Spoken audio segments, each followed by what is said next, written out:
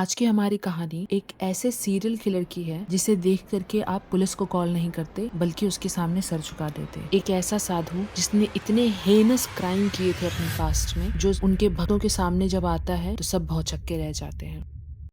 एक ऐसा साधु है जिसे जड़ी बूटी के बारे में बहुत अच्छे से पता है। वो आपका हाथ देखता है, आपका भविष्य बताता है, आपसे जुड़ी जो बीमारियां हैं वो बताता है और 10 से 15 हजार रुपए लेकर के आपकी बीमारियों को ठीक भी कर देता है। तो आप तो उसे भगवान का ही स्वरूप मानोगे। और वैसे ही मानो आप किसी एक दिन उसी साधु के सभा में बैठे हुए हो और सडनली आपको पता चलता है कि जो आपके साथ लोग बैठे हैं उसमें पुलिस भी है और वो उस साधु को अरेस्ट करने आई है। तब इस चीज का खुलासा होता है कि वो साधु एक्चुअली में एक कोल्ड ब्लडेड सीरियल किलर है। आज का हमारा एपिसोड उसी सीरियल किलर के ऊपर है जिसने कानून को 2 बार धोखा दिया। 19 मई 2025 दौसा राजस्थान क्राइम ब्रांच के पुलिस ऑफिसर एज अ भक्त जाते हैं उनकी सभा में। वहाँ वो अपना हाथ दिखाते हैं। बाबा हाथ देखकर उन्हें बोलते हैं कि तुम्हारी लाइफ में बहुत सारी परेशानियां चल रही हैं।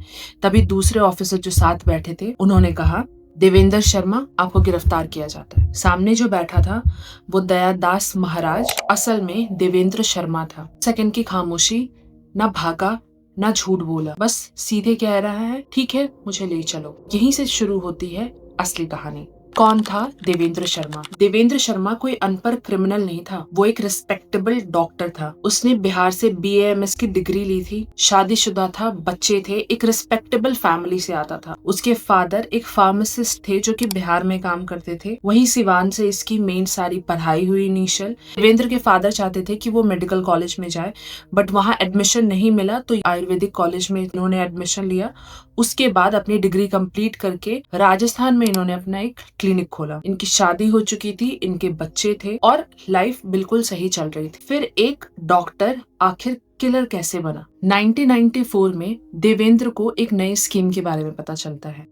आप अपने शहर में गैस एजेंसी खोल सकते हैं और उस पूरे एरिया के जितने भी गैस की सप्लाई होगी वो आपके थ्रू होगी। क्लिनिक की कमाई उतनी ज्यादा होती नहीं थी तो उसने सोचा कि ये एक अच्छा मौका हो सकता है अपनी लाइफ को चेंज करने का। उस समय इन 1994 11 लाख रुपए जो इसकी पूरी जिंदगी की कमाई थी उसने उस गैस एजेंसी में लगा दिया। उसके बाद ये बिल्कुल खुश था कि अब मेरी लाइफ के सारे प्रॉब्लम सॉर्ट हो जाएंगे।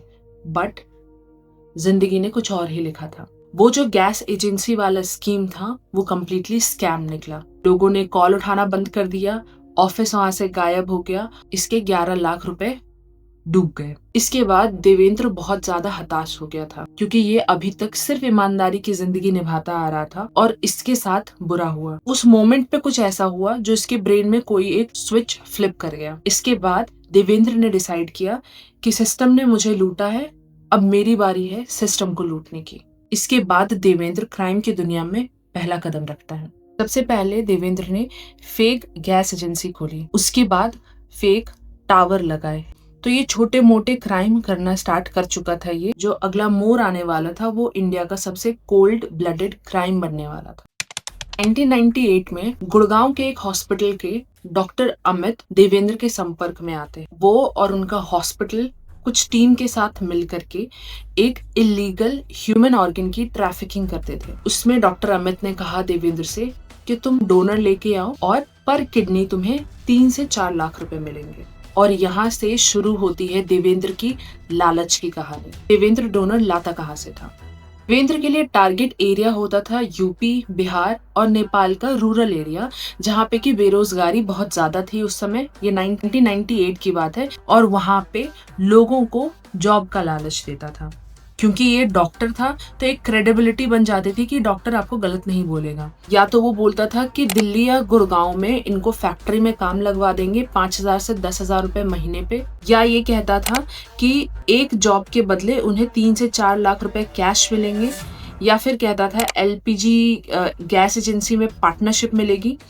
और थर्ड ये करता था कि वो फर्जी एड्स लगा देता था आयुर्वेदिक क्लिनिक में हेल्पर चाहिए। इन सारे तरीकों से ये बेसिकली लोगों को अपनी तरफ अट्रैक्ट करता था। प्रोसेस क्या होता, देवेंद्र के जो दलाल थे 5 से 7 लोग, वो गांव में घूमते थे और लोगों से मीटिंग करते थे। जो भी इंटरेस्टेड लोग होते थे उन्हें ये अलीगढ़ में अपने क्लिनिक पे बुलाता था, जहाँ पे एक तरफ इसने अपना वो गैस एजेंसी खोल रखी थी फ्रंट के लिए, और बैक में इसकी क्लिनिक थी जहाँ पे ये बेसिकली रिक्रूट कर रहा था डोनर्स को इलीगल ट्रैफिकिंग के लिए। तो भी वहां से कैंडिडेट अलीगढ़ में आते थे इसके क्लिनिक पे, वहां पे ये चेक करने के लिए कि आपका मेडिकल टेस्ट कर रहे हैं कि आप फिट हो या नहीं। इस नाम पे एक्चुअली में वो चेक करता था उनके किडनीज की हेल्थ को, और जो भी डोनर इसे बेस्ट हेल्थ में लगते थे इन्हें ये ले जाता था गुड़गांव में डॉक्टर अमित के। वहां पे इनके टीम का कोई आदमी, चाचा, कजन ये बन करके एनओसी साइन कर देता था फॉर किडनी ट्रांसप्लांट या फिर फॉर डोनर, और सर्जरी के बाद उस बंदे को 2 से 3 लाख रुपए दे करके विदा कर देते थे। तो आखिर में ये सारी चीजें खुली कैसे? 2004 पहली गिरफ्तारी। गुड़गांव पुलिस को कुछ अजीब सी कंप्लेंट्स मिलने लगी। किडनी डोनर्स जो पैसे मिलने के बाद भी चुप नहीं बैठ रहे थे। उन्होंने बताया कि ये एक छोटा मोटा नहीं, बहुत बड़ा रैकेट है। इसके बाद इन्वेस्टिगेशन स्टार्ट हुए और धीरे धीरे बार बार हर मुंह से एक ही नाम सामने आ रहा था, देवेंद्र शर्मा। इसी बीच पुलिस को ग्रे मार्केट में 30 से ज्यादा स्ट्रिप किए हुए चेसिस नंबर मिले, और ये मेरठ और दिल्ली के इलीगल मार्केट में ये सारे गाड़ियां बेची जा रही थी। रजिस्ट्रेशन नंबर मैच किए गए और उन रजिस्ट्रेशन नंबर से मिसिंग ड्राइवर के बारे में पता चला। उनकी रिपोर्ट निकाली गई। कुछ जगहों से ब्लड स्टेन मिले जिसकी वजह से उनका डीएनए रिकवर किया जा सका।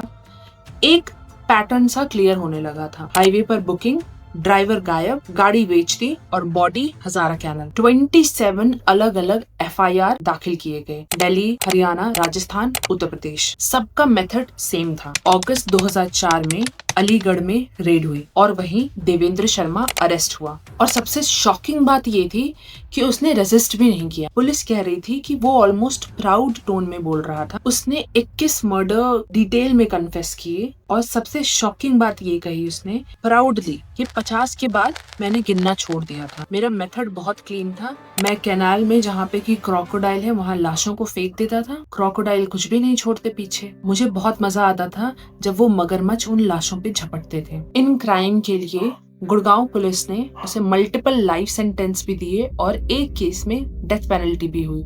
इसके बाद देवेंद्र शर्मा को 2004 में तिहाड़ जेल भेज दिया गया। कहानी यहीं खत्म हो जानी चाहिए थी, पर हुई नहीं। 2020 में देवेंद्र को पैरोल मिली अच्छे बिहेवियर की वजह से। 20 दिन के पैरोल में देवेंद्र तिहाड़ जेल से बाहर निकला और 20 दिन के बाद उसे वापस पुलिस के पास रिपोर्ट करना था, बट वो गायब हो गया। 7 महीने बाद देवेंद्र दोबारा पकड़ा गया। यहाँ पे ये चीज रुक जानी चाहिए थी जब पता था कि ये भाग सकता है, बट दोबारा से 2023 में देवेंद्र को पैरोल मिलती है। बहाना कि मेरी माँ बीमार है, और इस बार देवेंद्र पुलिस के हाथ नहीं आता। इस बार केस हैंडल किया दिल्ली पुलिस क्राइम ब्रांच ने। स्पेशल इन्वेस्टिगेशन टीम बनी। DCP Aditya Gautam, ACP Umesh and inspector Rakesh Kumar. एक multi state manhunt start हुआ। पुलिस ने अलीगढ़ में अपने इन्फॉर्मर्स एक्टिवेट किए।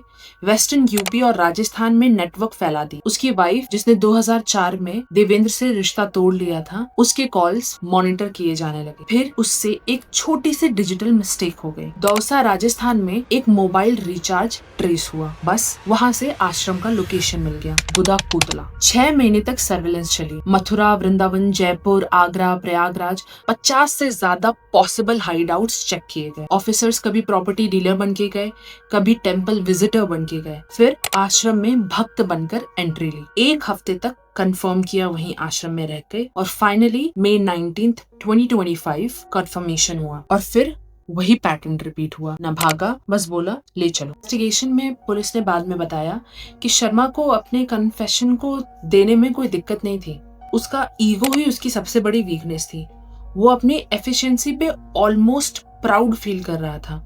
उसे ये नहीं लग रहा था कि ये कोई क्रिमिनल एक्टिविटी है, उसके लिए एक ये बिजनेस था।